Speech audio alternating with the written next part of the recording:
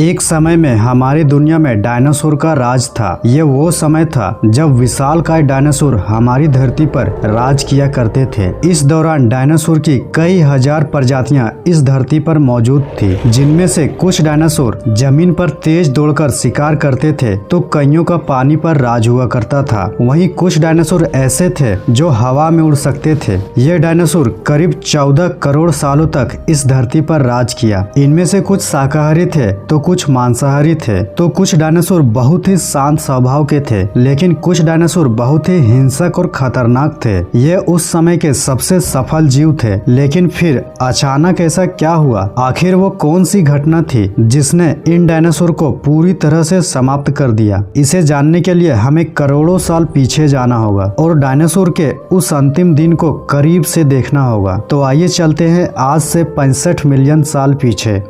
आज से करीब 6.5 करोड़ साल पहले धरती पर मौसम सामान्य था। चारों ओर सूरज की रोशनी बिखरी हुई थी। लंबी लंबी पेड़ों से टकराती समुद्र की ठंडी हवाएं, चारों तरफ डायनासोर के चिल्लाने की आवाजें आती थी। जब यह डायनासोर प्रजाति बड़े ही आराम से धरती पर अपना जीवन बिता रही थी, तब 10 करोड़ साल पहले ही इनकी किस्मत लिखी जा चुकी थी। 10 करोड़ साल पहले एक छोटा एस्टेरॉयड का टुकड़ा जो सुदूर अंतरिक्ष से आ रहा था, वह पृथ्वी से लगभग 20 करोड़ मील दूर मंगल और बृहस्पति के बीच बने क्षुद्र ग्रह बेल्ट में घूम रहे एक बड़े एस्टेरॉयड से जा टकराता है। इस टकराव से उस बड़े एस्टेरॉयड की दिशा बदल जाती है और वह क्षुद्र ग्रह बेल्ट से निकलकर सीधे पृथ्वी की ओर 22,000 मील प्रति घंटा की रफ्तार से बढ़ने लगता है। जब यह एस्टेरॉयड पृथ्वी से 3,84,000 किलोमीटर दूरी पर था, तब धरती से शायद डायनासोर का अंत ना होता। जब यह एस्टेरॉयड पृथ्वी के उपग्रह चांद से टकराता, लेकिन नियति को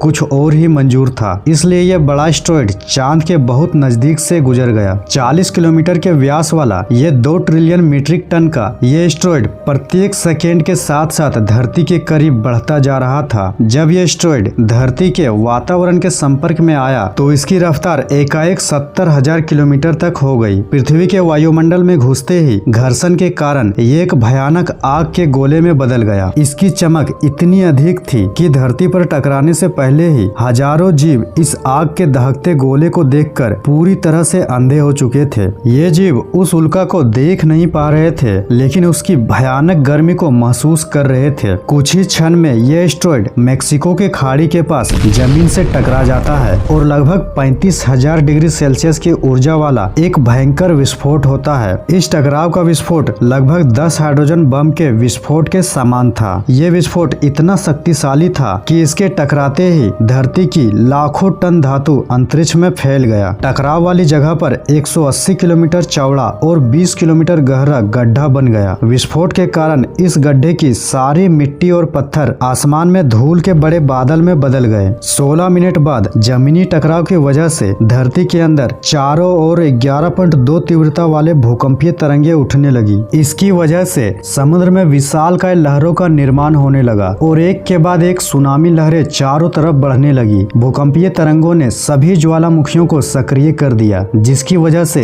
एक के बाद एक तबड़ातोड़ विस्फोट होने लगा, जिसके कारण हर जगह पर डायनासोर का विनाश शुरू हो गया। धरती के महाविनाश की प्रक्रिया आरंभ हो चुकी थी। इस भयानक विस्फोट से रेडिएशन की मात्रा इतनी बढ़ गई थी कि इसके 800 किलोमीटर के दायरे में आने वाले सभी जीव जलकर पूरी तरह से राख के ढेर में बदल गए थे। इस महाविनाश से उड़ने वाले डायनासोर इन जमीनी खतरों से तो बच निकले, लेकिन ये तो महाविनाश की बस शुरुआत मात्र थी। विस्फोट की वजह से जो लाखों टन धातु, पत्थर और मिट्टी अंतरिक्ष में गया था, वह ठीक 40 मिनट बाद आग के गोले के रूप में पूरी धरती पर बरसने लगे। साथ ही धूल का एक बहुत बड़ा तूफान 6,000 किलोमीटर प्रति घंटा की रफ्तार से पृथ्वी की दूसरी तरफ मौत लेकर आ रहा था। ये धूल के बादल कई किलोमीटर मोटे थे, जिसकी वजह से धरती पर सूरज की रोशनी का पहुंच पाना लगभग असंभव हो गया था। गर्म हवाओं का तापमान 100 डिग्री सेल्सियस से भी ज्यादा हो जाने के कारण धरती पर पेड़ पौधों की लगभग सारी प्रजातियां प्रजातियां जलकर खाक हो गई थी। विस्फोट के 90 मिनट बाद धरती का तापमान 200 डिग्री सेल्सियस तक पहुंच गया। इसकी वजह से जो डायनासोर विस्फोट के इलाके से काफी दूर थे वो भी इस गर्मी से नहीं बच पाए। इस महाप्रलय से धरती की कुल 90% प्रजाति पूरी तरह से नष्ट हो गई थी और बची हुई 10% जीव वैसे जीव थे जिनका वजन 30 किलोग्राम से भी कम था। और साथ ही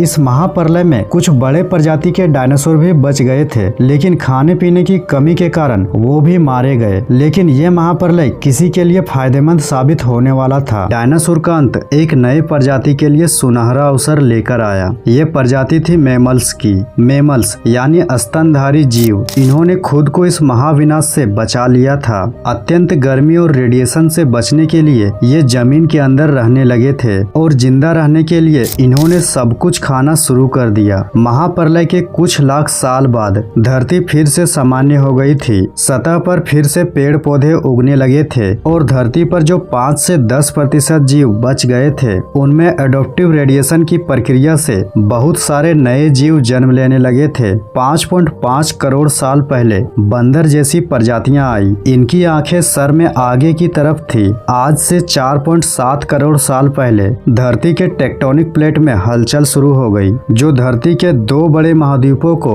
एक दूसरे के पास ले गई। ये वही भूभाग है जहां आज हम भारतीय रहते हैं और ये है इंडिया जो एशिया महाद्वीप की ओर तेजी से बढ़ रहा था। इन दोनों महाद्वीप के आपस में टकराने की वजह से हिमालय जैसी पर्वतमाला उभर कर सामने आई। ये वही पर्वतमाला है जिसे आज हम दुनिया की सबसे ऊंची चोटी माउंट एवरेस्ट के नाम से जानते हैं। ये पर्वतमालाएं इतनी ऊंची थी कि इससे मौसम का पैटर्न बदलने लगा, जिससे पृथ्वी ठंडी होने लगी। इस पर्वतमाला से गिरने वाला बर्फ आगे चलकर कई नदियों का निर्माण करने वाला था जो भविष्य में दुनिया के लगभग आधी आबादी को पीने का पानी मुहैया कराने वाली थी। 3.5 करोड़ साल पहले ग्लोबल कूलिंग हुई और घास के मैदान बढ़ने लगे और जंगल घटने लगे। तब ऐसे जानवर विकसित हुए जो खुले मैदान में रहने के लिए उपयुक्त थे और इन्हीं में कुछ ऐसे भी जानवर थे जो दूसरे जानवरों को मारकर खाते थे। 1 करोड़ साल पहले पृथ्वी वह रूप लेने लगी थी जिसे आज हम देख रहे हैं।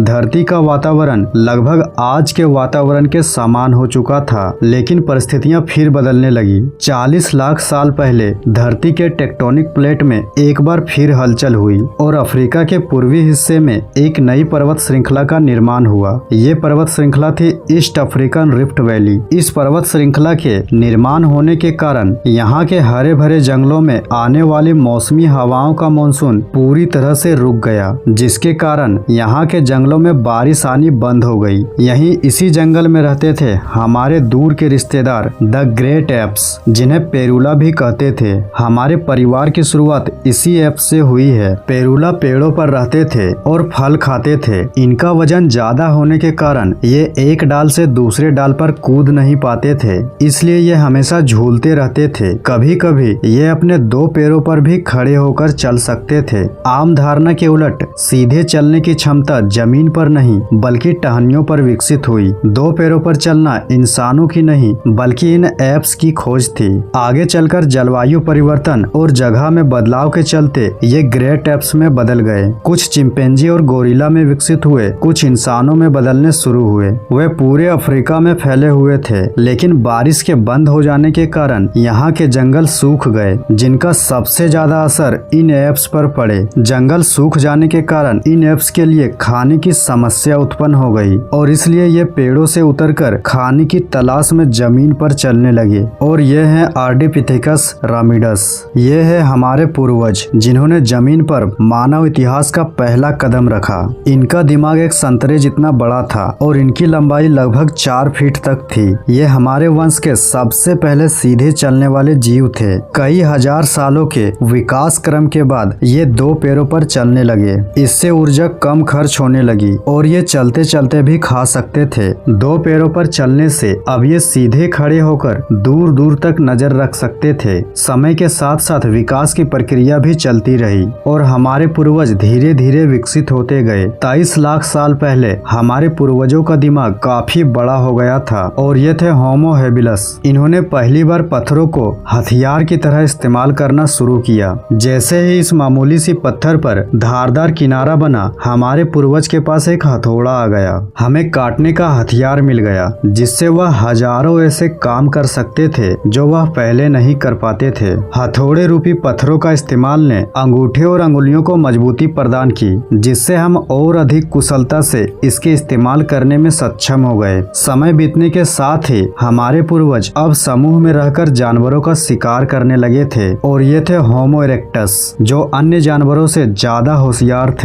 इन्होंने ही सबसे पहले आग का इस्तेमाल करना सीखा था। आग की खोज हमारे पूर्वज की सबसे बड़ी खोज थी। ये उन्हें गर्मी, अंधेरों और जंगली जानवरों से सुरक्षा देती थी। इन्होंने आग पर मांस को भी पकाना सीख गए थे। आग पर खाना पकाने का मतलब था कि मांस को चबाने और पचाने में कम ऊर्जा का खर्च होना, और बाकी बची हुई ऊर्जा से दिमाग का विकास होने लगा, जिससे इनका दिमाग काफी बड़ा हो गया था। 2 लाख साल पहले आज के इंसान ने अपना रूप ले लिया था। लैरिंग्स यानी आवाज की जो नली हमारे पूर्वज के गले के ऊपर थी, वो अब नीचे आ गई और हम ज्यादा जटिल आवाजें निकाल सकते थे। हमने बोलना शुरू कर दिया था, जिससे कोई भी जानकारी एक से दूसरे इंसानों तक पहुंचने लगी, और यही वो आखिरी विकास थी जिसके बाद विकसित होकर हम इंसान बने, होमो सेपियंस। 1 लाख साल पहले इंसान कहीं भी आ जा सकता था। हमारे पास फुर्तीले हाथ और प्राचीन हथियार थे, जिनके बल पर शिकार करना आसान हो गया। साथ ही साथ बात करने और आग पर काबू पाने की कला भी हम सीख चुके थे। इन सभी बदलाव के बाद इंसान दूर दूर जाने लगा, और वे एक महाद्वीप से दूसरे महाद्वीप में रहने लगे। करीब 50,000 साल पहले आइस एज शुरू हो गया और नॉर्थ पोल से आगे बढ़ने लगा। उसी समय इंसान चाइना और ऑस्ट्रेलिया तक पहुंच गया। 30,000 साल पहले इंसान यूरोप जैसी जगहों पर फैल गए। आइस एज के उस कठिन दौर में भी इंसान खुद का विकास कर रहे थे, जिससे वो आज के इंसान बन सके। समय के साथ वे समझदार होते गए और बस्तियां बसाना शुरू कर दिया, और साथ ही परिवार भी बनाने लगे। इंसानों का हुलिया, आकार, त्वचा और बाल जलवायु के हिसाब से बदलने लगे। इंसानों ने जानवर भी पालना शुरू कर दिया। शहरों और कस्बों का निर्माण होने लगा। इसके बाद हमारी सभ्यता और संस्कृति का जन्म हुआ। आज हम काफी विकसित और आधुनिक बन चुके हैं। हमने विज्ञान और गणित का इस्तेमाल करके पूरी तरह से खुद को विकसित कर लिया है। हमारे जैसा इस धरती पर अब कोई जीव नहीं। आज हम जानते हैं कि ये समुद्र कहाँ से आए, ये जमीन जहाँ हम खड़े हैं उनका निर्माण कैसे हुआ, हम कौन हैं और कहाँ से आए, और आखिर में इस धरती पर जीवन की शुरुआत कैसे हुई। लेकिन हमारा सफर अभी भी खत्म नहीं हुआ है। हमें अभी और आगे जाना है। हमें संसार को और अच्छे से समझना बाकी है। हमें आगे आने वाली चुनौतियों का भी सामना करना है और खुद को और विकसित और आधुनिक बनाना है। तो दोस्तों, आज के लिए बस इतना ही। अगर आपको ये वीडियो पसंद आया है तो लाइक जरूर करें, और आपको ये सफर कैसा लगा हमें कमेंट करके जरूर बताएं। और ऐसे ही वीडियो देखते रहने के लिए हमें सब्सक्राइब करके नोटिफिकेशन बेल को जरूर प्रेस कर दें।